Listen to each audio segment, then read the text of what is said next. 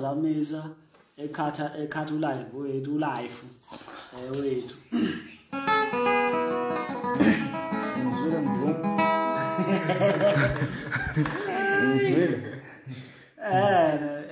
yo khona awunanku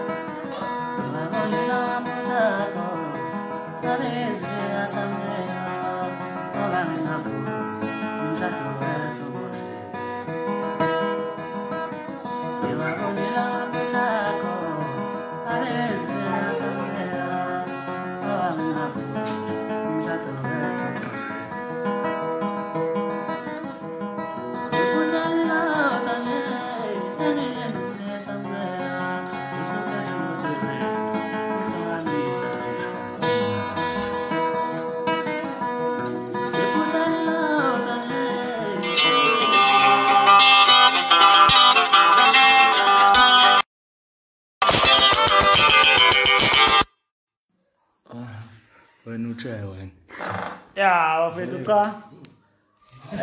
kufile nami sengaze ngimthele ngecorona izobe nediwana nje ke nangozayo sihlale nje kaje kube mnandi kube nje bese kuba nje phinde kube nje bese kuba nje okay ngiyabonga nje kakhulu bafethu ukuba nami la ngalesikhathi nje ngathi nje ngiyabonga alright ke bafethu nibe right la ngicela Nkosi